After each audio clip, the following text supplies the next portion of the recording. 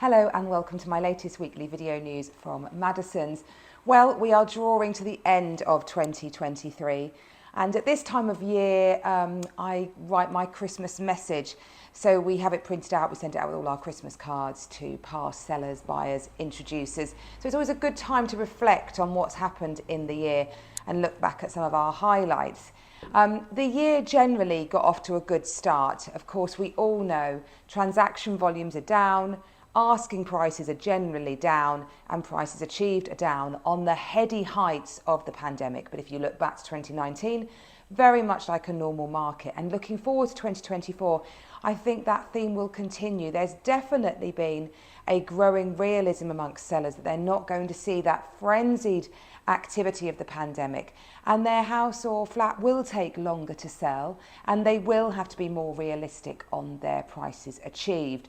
So typically negotiation at the moment, we sit around 2.5% below asking price of the price achieved, and price going to market is down about 1.4%. So you combine that all together, we're looking at a drop of about 4% this year on prices from the heady heights, as I say, of the pandemic. So not too bad overall.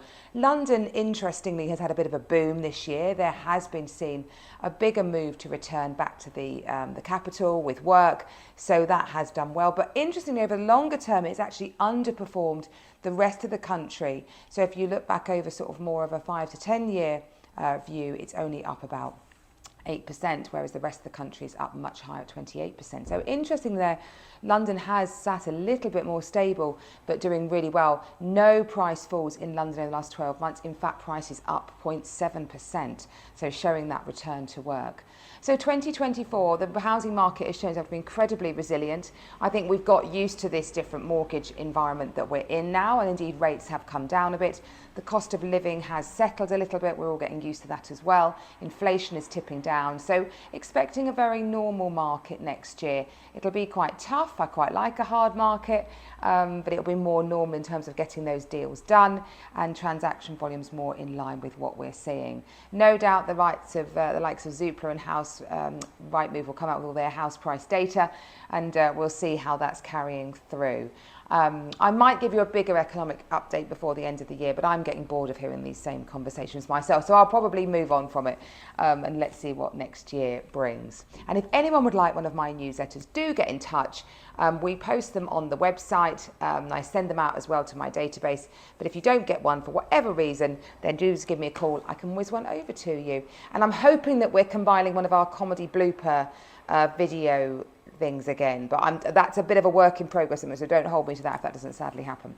A big thing that's happened for estate agents this week, national trading standards have now implemented Part B and C of the measures that they wanted to introduce. So Part A was introduced last year, and that was all to do with having more material information disclosed on a house purchase or flat purchase to mean that a buyer is more informed and doesn't waste money. So a greater duty of care on the agent to disclose material information. Part A was relatively low level, quite easy to fill in terms of what they wanted.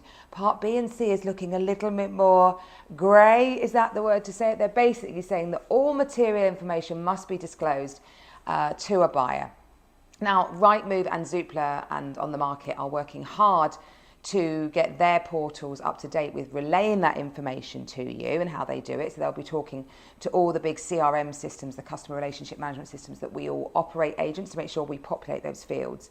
But it's really grey as to what goes on there. It can include covenants on a property, easements, defects in title, if there's a lack of planning regulations, building regulations, poor workmanship on work. I mean, that is huge. And obviously for an agent, we have to act on the information that we're given, but there's never previously been a duty of care for us to actively seek that information. That's what I think will change, and we will have to ask our sellers and clients about that information. The reality is they often don't know.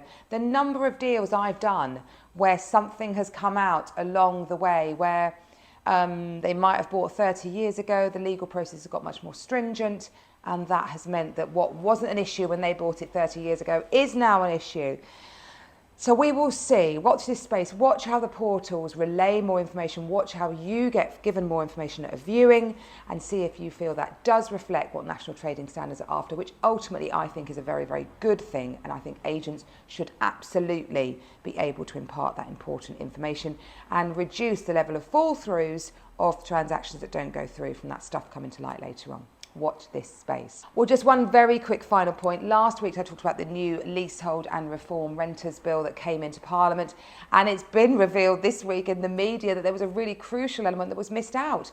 So the government wanted to ban leasehold houses, new leases of houses being created, but they ran out of time to draft the wording on that one, so it's not actually there. They have promised it will be added in, but of course the shadow housing minister is in riot about how that big point of it got missed out.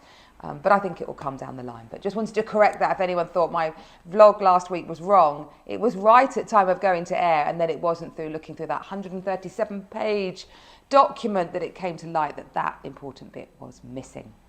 Well, there's lots going on in around Tunbridge Wells to do with Christmas. Do go out to Bedgebury, have a look at their fabulous Light to Hever Castle, got lots going on. So many Scotney, all the lovely National Trust places that we have around here as well. And the Pantiles has got a lovely market here on Saturdays and Sundays. And I have launched, even in this December month, a lovely property. It's in need of refurbishment, but only a kind of full, nothing too structural required or big extensions. It just really needs new kitchen, bathroom paints, floor coverings, all that stuff. Really good sized property on Beltring Road, so very near to Twigs and all the other big grammars, and really good value. Those houses are beautiful in terms of the size of house you get and the garden out the back. So if that's of interest, do give us a call. Hope you have a great week. I'll see you next week. Bye bye.